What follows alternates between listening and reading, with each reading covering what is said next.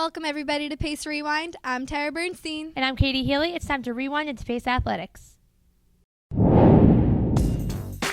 The Setters first took on the University of New Haven on Saturday, looking to defeat the Chargers for the first time in 10 years.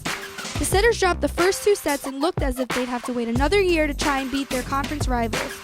However, the Setters bounced back in the third set, picking up a narrow 25-23 win when Kathleen Benson picked up the winning kill. The fourth set looked much like the third, but the Setters were able to take a late lead and earn set point at 24-20. The Chargers came back with the next 2 points, but Alyssa Marchino closed the door to send the match to a decisive fifth set. The Setters opened up the final frame with 7 of the first 8 points to take a big lead on the Chargers, but New Haven stormed back to get within 2 at 9-7. 4 straight Setter points after a timeout gave them a 13-7 advantage, and they wrapped it up on a kill by Sam Marquez to get the long-awaited win over New Haven.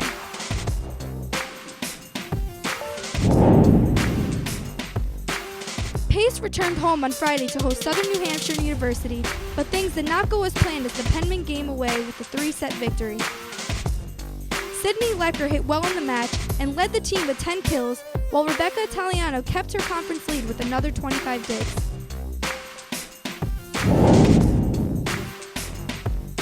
The Setters honored their 5 graduating seniors in the pregame ceremony on the court as part of senior day before Saturday's match.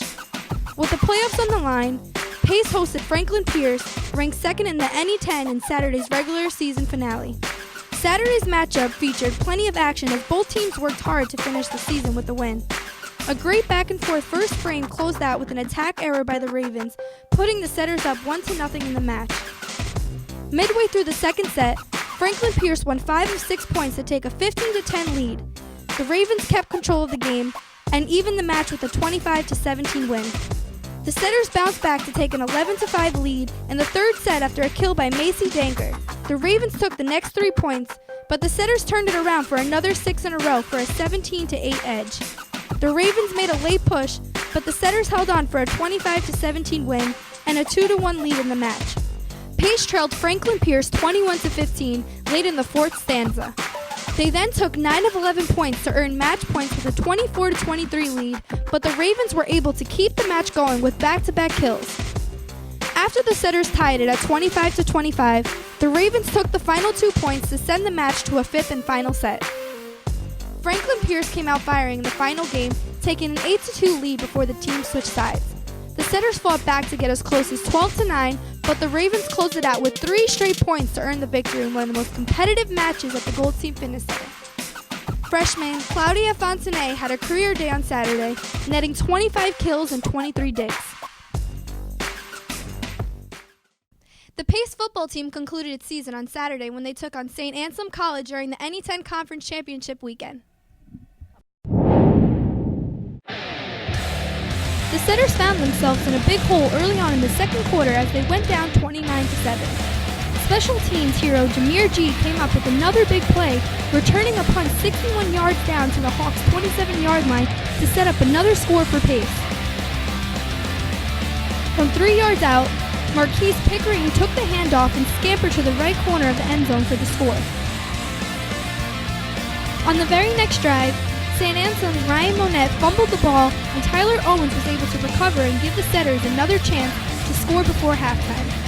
On 2nd and 8, Wallace rolled out to the right side, threw it up for Prince Yanagu in the end zone for another Setter score, cutting the deficit to just 9 points before halftime. On the Setters' second drive of the third quarter, Michael Scottman got the ball moving with 34 yards on 4 straight carries.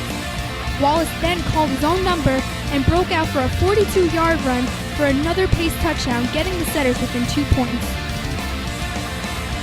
It wasn't long before the Setters had the ball again.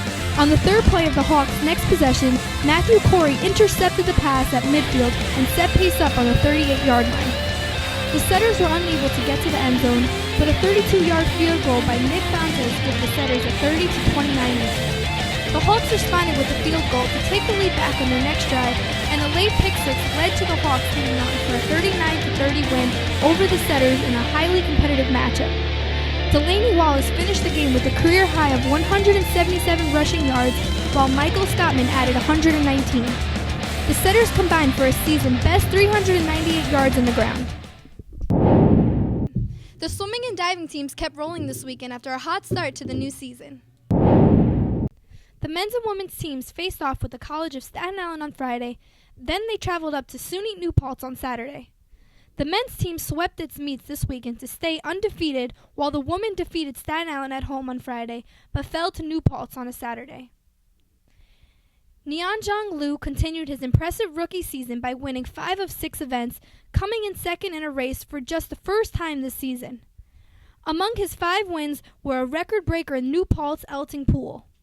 He set a new pool record in the 100-yard breaststroke with a time of 1 minute and 39 hundredths of a second, breaking the record previously set by Coast Guard's Matthew Odom in 2009. Liu's efforts earned him his second straight NE10 Rookie of the Week award. Freshman Anna Lee earned 4 victories for the women this weekend across the 2 meets. Alexis Haney swept the 1-meter and 3-meter diving events on Friday. Cassandra Muldoon finished second on Saturday in the 200-yard individual medley, but her time of 2:16.51 ranks her in the top 5 in the program's history in the event.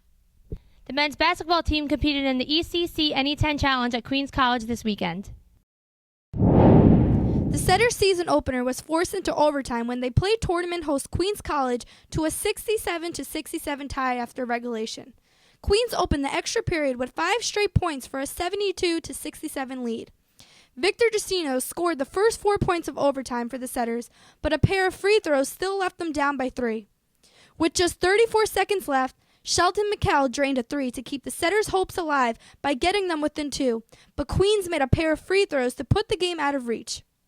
The Knights held on for a 78-76 overtime victory over the Setters. The Setters took on Dowling College on Saturday to close out the ECC NE10 Challenge.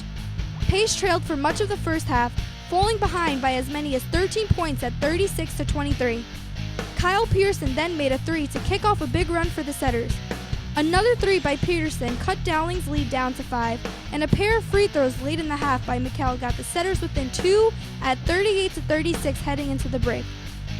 Early in the second half, Ryan Peterson and Victor Justino hit back-to-back layups to tie the game at 42.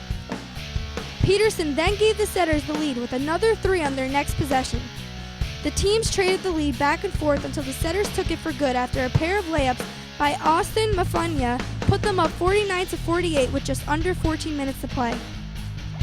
Brian Rivers hit 3s on back-to-back possessions to put the Setters up by 7, and a jumper by Kyle Pearson grew the lead to 9.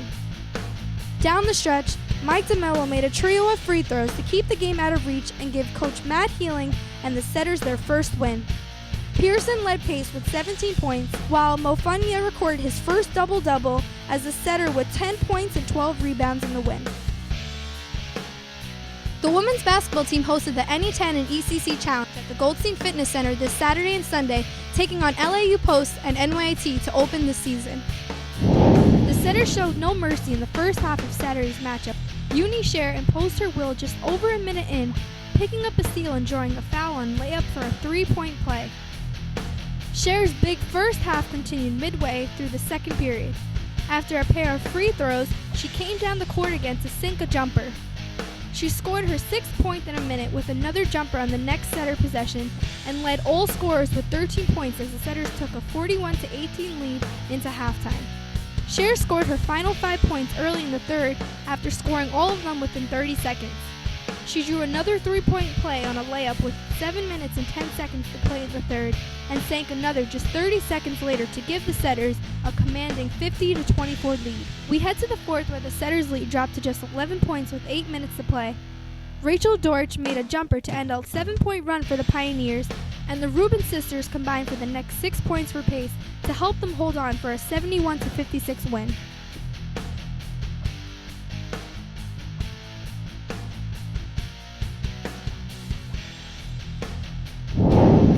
The Setters took on NYIT after the Bears defeated Adelphi in Saturday's late game.